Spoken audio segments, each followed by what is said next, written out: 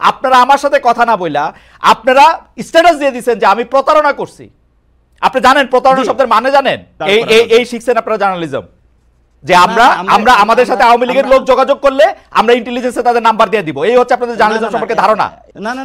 সংবাদ মাধ্যমে শেখ হাসিনা বক্তব্য প্রকাশের অসুবিধা কি? আমি আসি নাই কিন্তু ব্যক্তিগত বিষয় না। জনাব নাসিরউদ্দিন পাটোয়ারী এই প্রসঙ্গটা আপনি তুলছেন, জনাব হাসনাত তিনি একটা টেলিভিশনের মালিকের ভবনে গিয়ে একটা লিস্ট ধরায় আসছেন যে এই 10 জনকে বাদ দিতে হবে, নাইলে সময় টিভি থাকবে না, ওইটাকে ইয়া করা হবে। খালিদ ভাই আপনার তো তাহলে মিডিয়া পাড়ায় অনেক বন্ধু বান্ধব রয়েছে, মিডিয়াগুলো কারা দখল করেছে, সেই মিডিয়াগুলোর ভূমিকা কি ছিল? এখন দখল করছে বিএনপি লোকেরা।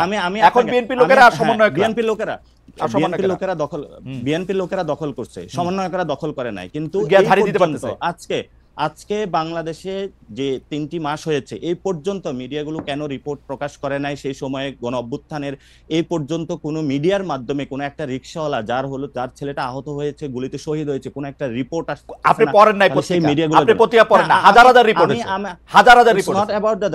আপনি পত্রিকা, আমরা বাংলাদেশের সবগুলা পত্রিকা পেয়ে থাকি, এবং আপনি দেখেন নাই কোন পত্রিকাতে জুলাই আগস্টে কারা নিহত হয়েছে সেগুলো নিয়ে রিপোর্ট করে নাই? প্রত্যেকটা পত্রিকা আমরা টু দা পয়েন্টে পড়ে থাকি। এবং জুলাই আগস্টে হত্যাকাণ্ড নিয়ে রিপোর্ট করে নাই পত্রিকা। খালিদ ভাই, আপনি বাংলাদেশের মিডিয়া পাড়ায় এখন যা চলছে আপনি এখনো দেখবেন, বাংলাদেশের মিডিয়া পাড়ায় এখনো এই গণ অভ্যুত্থানের পরেও কিন্তু আওয়ামী লীগের সংবাদ প্রচার হয়েছিল, এখনো কিন্তু বিভিন্ন জায়গায় আওয়ামী লীগের হলো গোপন বার্তা প্রচারিত হচ্ছে। ওই বিষয়গুলো আপনাদের কোনো অবজারভেশন? না, অবশ্যই অবজারভেশন আছে। আপনি কি মনে করেন যে শেখ হাসিনা গণভবনে থাইকা এসএসএফ লইয়া এতগুলি ইন্দুর এতগুলি বান্দর লইয়া ক্ষমতায় টিকতে পারে না, হেলিকপ্টারে চলে গেছে? আপনার কাছে কি মনে হয় গোপন বার্তা 2টা দিলে পত্রিকায় প্রকাশিত হইলে আপনাকে ইয়া চলে যাবে, শেখ হাসিনা আবার আইসা পড়বে ক্ষমতায়? এই আপনাদের ধারণা? সংবাদ মাধ্যমে শেখ হাসিনা বক্তব্য প্রকাশের অসুবিধা কি?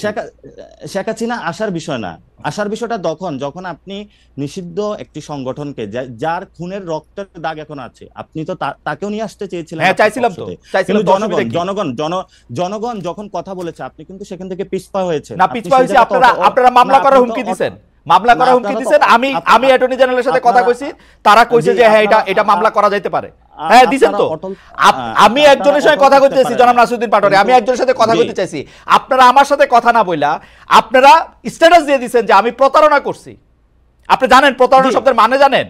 জি, এটা আমি কিন্তু এটার স্ট্যাটাসের দায়ভার নিচ্ছি না, কারণ যে স্ট্যাটাস দিয়েছে সেটাতে সে জায়গাতে বলবো।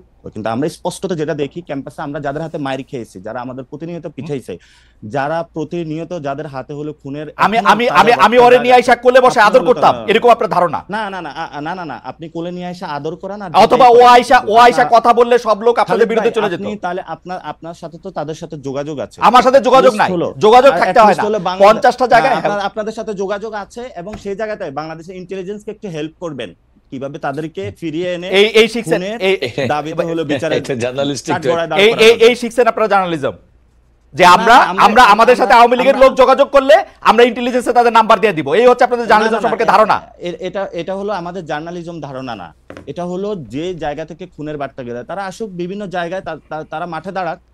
শোনেন, এই যে এই সাদ্দাম, আমি আজকে টেলিভিশনে বলি, এই সাদ্দাম দিয়া আমি হচ্ছে ওয়ার্স্ট সাফারার। ওকে আমি একটা প্রশ্ন করার পরে ও হচ্ছে 60,000 ফেসবুক ভুয়া পেজ খুলে আমার বিরুদ্ধে লিখছে। আমি মনে করছি ও আসবে না, ওইটা তার জন্য পিকনিক হইতো না। এটা আপনিও তার ভিকটিম ছিলেন। হ্যাঁ, তাহলে সেজন্যই তো আমি তার প্রশ্ন করতে চাই। আপনারা কি দেখেছেন যে এই টিমের একটি স্ট্যাটাসে এবং তাদের একটা লাইভ টক শোতে সবাইকে হত্যার হুমকি দিয়েছে? এটা কি আপনি দেখেছিলেন?